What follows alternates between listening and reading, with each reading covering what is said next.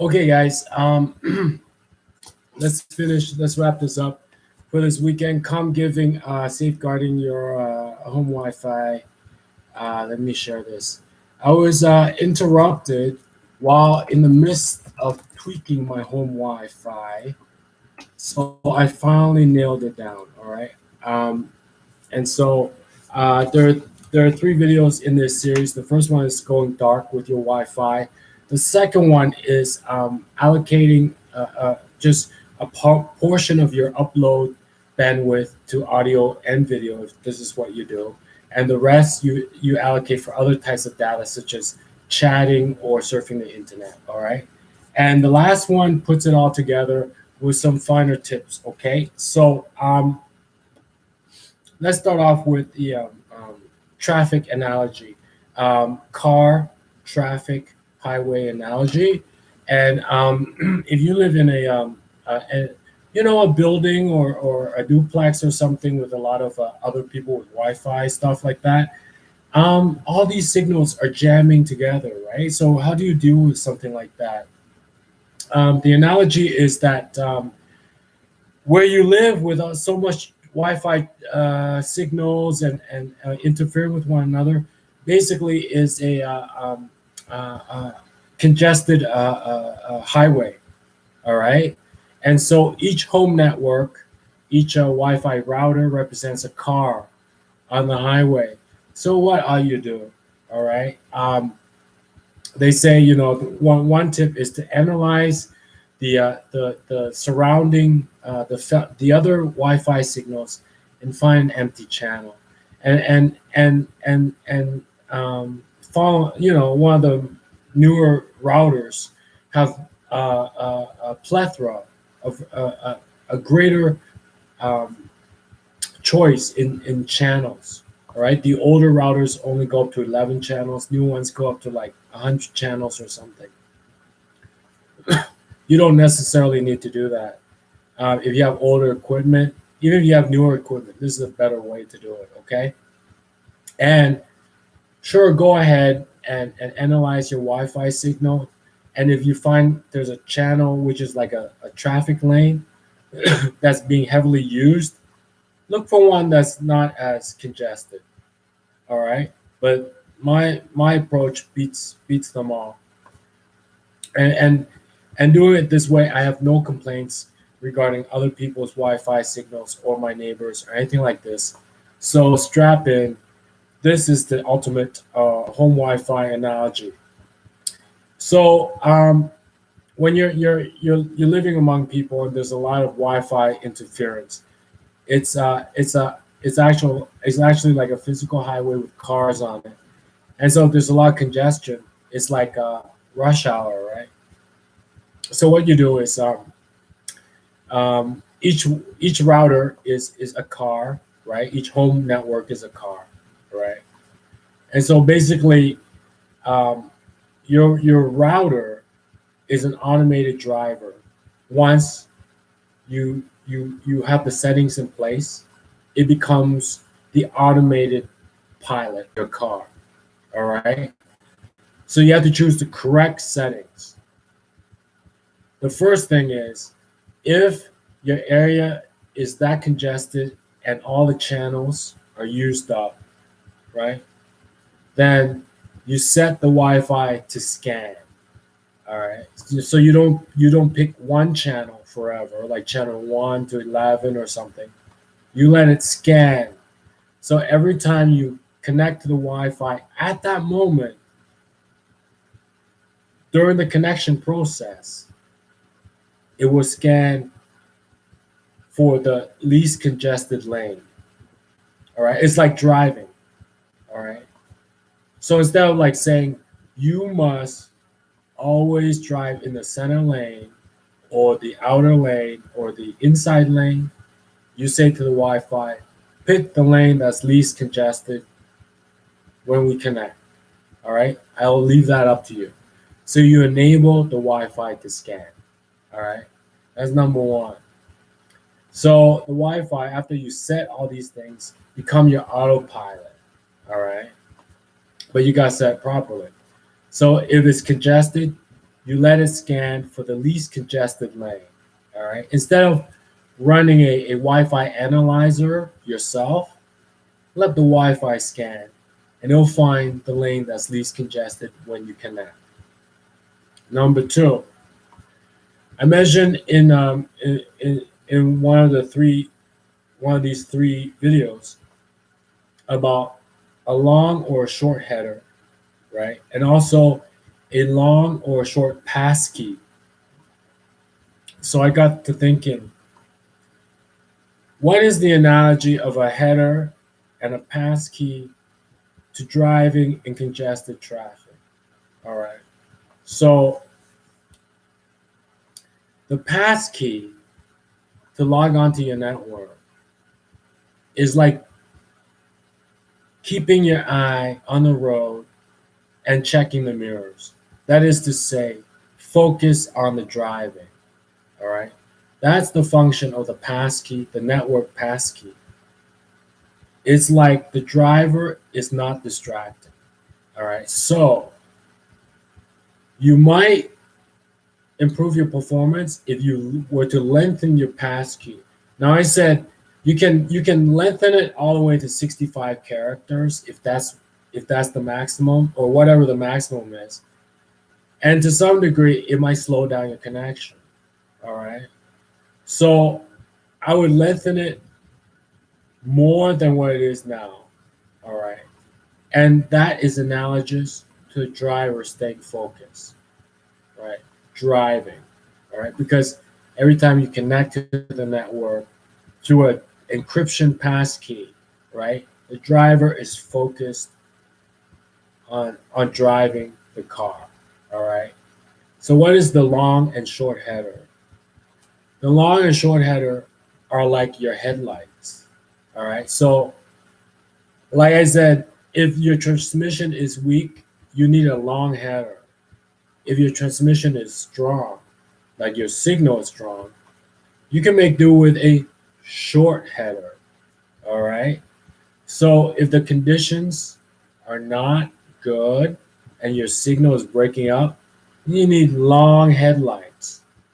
You need a long header. If conditions are really fine and sunny and clear, you can do it with short headlights. You can do it with a short header. All right. That's the header. So in my case, the signal is very strong, but there's a lot of interference, like a lot of like other cars trying to push it off the road, right? So I just need a short header because the signal is very strong, like the conditions are very clear. So I have a short header, but my driver has to stay focused on the road. So I lengthen my network passkey.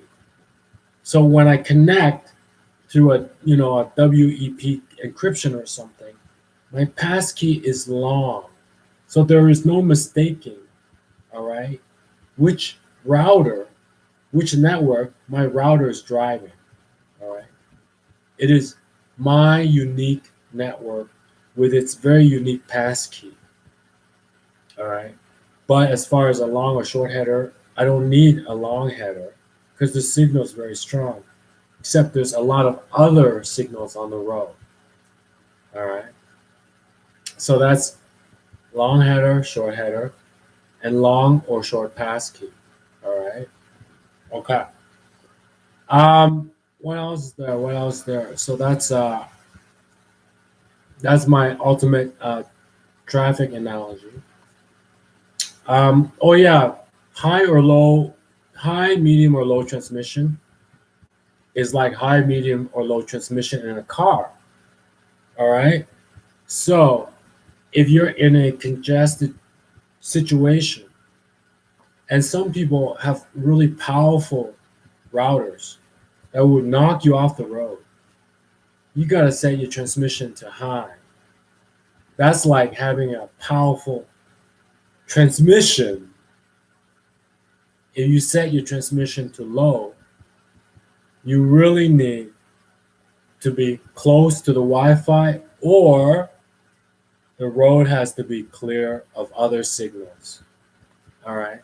So if the road is full of other signals, you got to set your transmission to high, like a powerful engine.